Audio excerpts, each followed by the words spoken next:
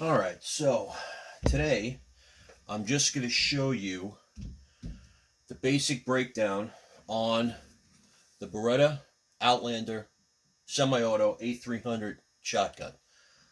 From the videos that I've seen online, there's a lot of guys that take them down. There's really not a lot of guys that explain how it works or why you do what you do. Okay, so this gun's got about 200 rounds through it, so it's well broken in. And let's start from the beginning. First things first, safety first. Of course, whenever you're cleaning or disassembling any type of firearm, you make sure that you don't have any ammunition on the table. You make sure that the shotgun is clear, nothing in the chamber and nothing in the magazine. All right, so we will take off the nut on the end. That's got a little spring and a pin on it to keep it from moving. And then without taking the barrel off, you slide off the foregrip. That will expose the barrel and the operating system. The barrel now comes off. Okay. This barrel has a choke. I'm using a improved cylinder choke because I do a lot of skeet shooting. I'm not going to take the choke out. I already cleaned this gun. I'm not going to demonstrate to you how to clean the gun again, because obviously it's already been cleaned. But anyway, this is just a disassembly, reassembly. When you take this apart, this section here, this is the gas system in this shotgun. There's two different types of semi-auto shotguns. You've got inertia driven, which is by a spring, and you've got a gas piston, which is this gun. Now, what that means is you've got, when the shell is fired, you get a little bit of the gas that backs back up through this piston that actuates this cylinder and forces the bolt back, which retracts the spent shell, ejects it, and then loads the next shell up from the magazine. That's basically how a semi-auto works. Very similar to AR-15s, very similar to any other gas-driven piston systems. Next step on it is you're going to remove the bolt. Okay, so to remove the bolt, you're going to hit the release button and very slowly allow that to come forward. Do not let this come forward on spring pressure. You will break something at this point. There's nothing in there holding the bolt except for your action handle, which just pops out. It's only held in there by a small spring. And then the rest of this should slide free. If I can get the operating handle to come out. Okay, and this happens sometimes, and I'm going to show you once I get it out.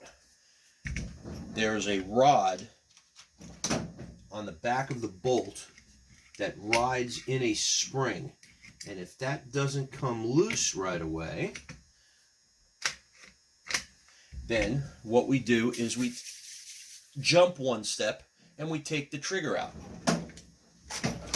So in order to take the trigger out, you need a punch, preferably brass, but I use steel. You want something that's not going to scratch the finish on the gun. And this is a bench block. You can use pretty much anything to get that out. I use this wood. Again, wood doesn't mar anything. So you take the one pin and you just drive that pin out. Now that pin is held in by a spring. It's not pressed in. Again, very similar to the AR platform.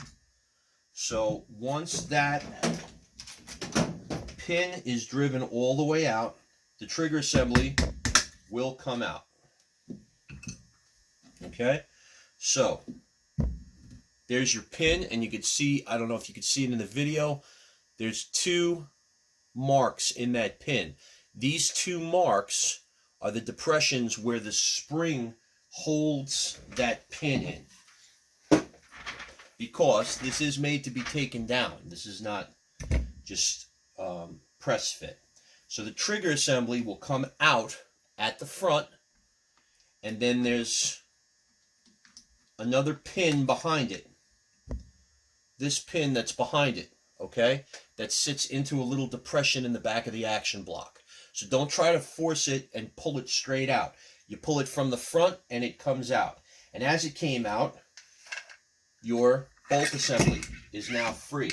So you've got your piston and your operating rod, you've got your bolt carrier, and that's your recoil spring rod, okay? Now, at this point, this is the point where you can actually clean the gun. And a couple of tips on cleaning the gun, okay? Inside the stock, there is a long spring, okay? I've never taken this off, so I don't know exactly how long it is, but it's got to be at least the length of the grip due to the operating rod. So that doesn't necessarily have to be cleaned every time, but at some point you should take the butt plate off, take the screws out, remove the stock from the action block, and clean that, okay? But for a normal cleaning, you don't have to do that. Wipe the inside of the receiver out, make sure all of the rails and everything that the bolt slides on are clean. This is your bolt release button. There's a fulcrum inside. When I press the button, you can see the fulcrum retracts. That's what allows the bolt to release. That should be cleaned, but again, that does not have to be taken apart on a regular basis. There are 2 pins in here that come out, and they're in blind holes. So they're very difficult to remove on this particular shotgun. I don't recommend you do that on a regular basis. There's really no reason to do that. Once it's done, just put a little bit of your favorite gun oil on it. This here is your magazine. Now, your magazine has a coating on it. Now, this coating is very smooth and allows the piston to travel back and forth with the operating rod. If this gets marred or nicked or anything like that, you have to sand that smooth. There is a coating that you can put back on it, or you can just oil it. Do not use anything like heavy grease on it. This will affect the cycling of the firearm. And today what we're going to do real quick while I've got this part is I'm going to use another fine punch, and I'm going to remove the limiting pin that's inside this. Now, if you look at the end, there is a little tiny spring pin. You just push that pin in with a, doesn't take anything more than a pick, and this will allow the cap on the end to unscrew. And please be aware that there is a spring inside the magazine, okay? That spring is going to come out with some force if you are not prepared for it. And you're going to see in a minute, because I've got it right there. There we go.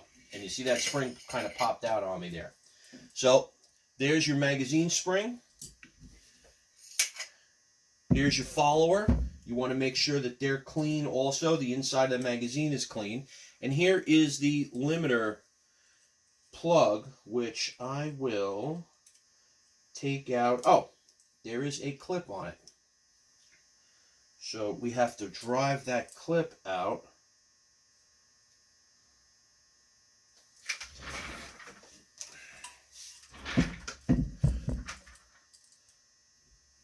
Okay. And I do not use this gun for hunting,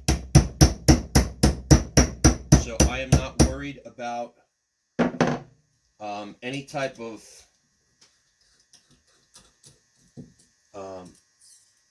of regulations with regard to magazines. There we go. All right, so the clip is off. and that's the limiting rod that goes inside the magazine. Okay.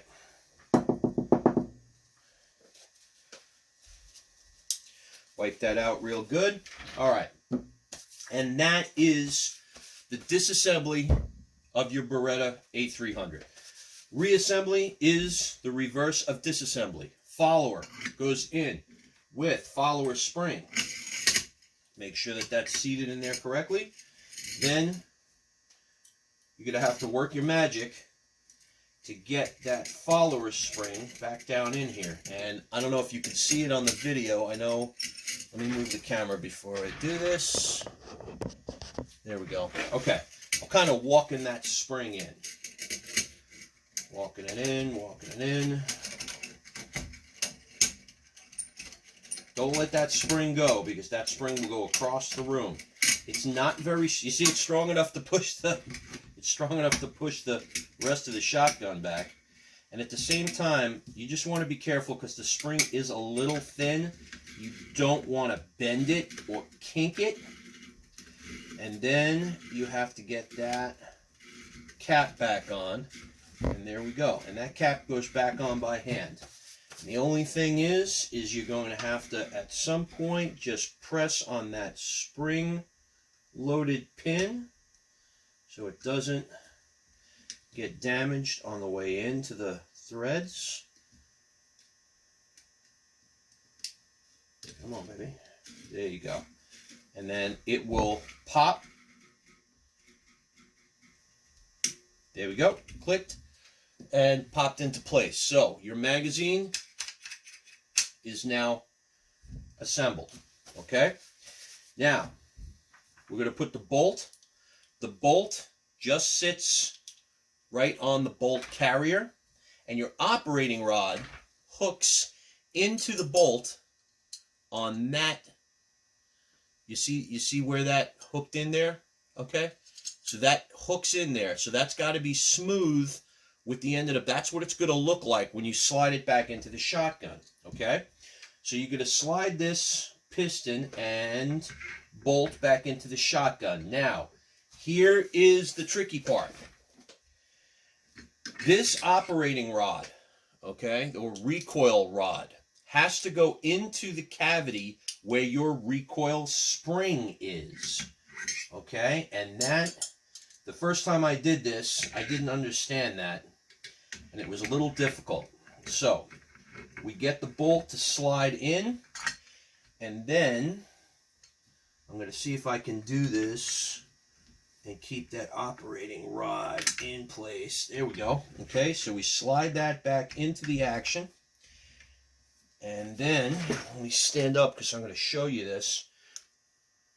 If you look inside, this rod has to be inside the little cone for that spring, just like that.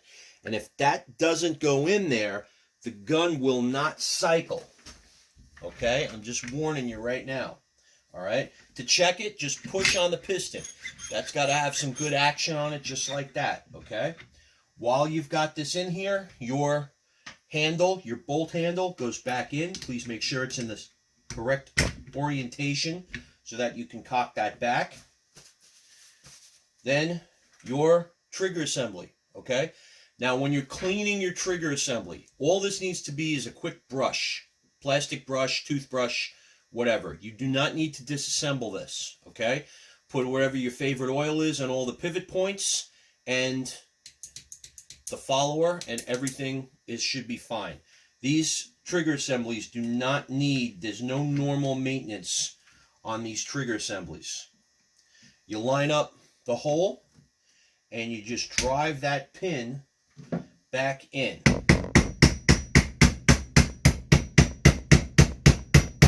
And it's going to take a little bit of force. Don't be afraid, you're not going to break it. And click. There you go. You can actually feel the spring being, yeah, because the pin will feel different when you are knocking on it with the hammer. Okay? When that pin is all the way in. At this point, you will now cycle the gun, and make sure that the bolt locks back. Okay? Once the bolt is locked back, there is a button down here at the base of the loading door. You want to make sure that that button is all the way retracted. That will make sure that this loading door is solid and that the trigger and bolt assembly are locked back. Now, you put your barrel back on. Another word of advice: if this piston has come out of the barrel, there are seals on the inside of this. Now, this particular one has a metal seal, all right? Some of them are rubber, some of them are Teflon. You need to make sure that this goes back in the correct orientation, which just means that the seal is on the inside, the cone's on the inside. Don't disassemble your piston spring. And you also need to make sure that this is clean when you're actually cleaning the barrel. You want to make sure your gas system is clear. You can use a spray for that. I don't use a spray. I just wipe out the cavity with some Hops 9. And when you put the piston back, make sure you don't damage the seal. If you damage the seal on this, the gun will not cycle. And replacement seals are available. I already checked the Beretta website, and they do have little packages. It's like $7 for the seal. All right, so when you put this back on, this goes over the magazine tube, slides in like that, and make sure that it locks. When it's locked, the bead on the top of the shotgun is up against the action block. At this point, you can put your foregrip back on,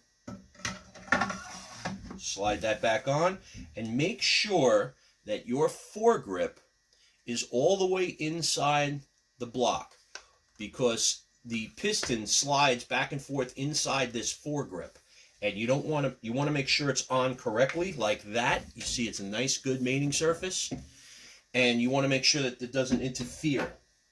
Then you put your nut back on, and when you put your nut back on, at some point you're going to hear it click. You hear it clicking? All right. Don't monster this down. You turn this down hand tight until it meets the foregrip, and the foregrip doesn't move. And then I go one click. That's it. That's all it needs. It does not need to be monstered down. If you monster it down, you could actually bend the piston inside there, and you can mess up the the gas system. And now we just check it for operation.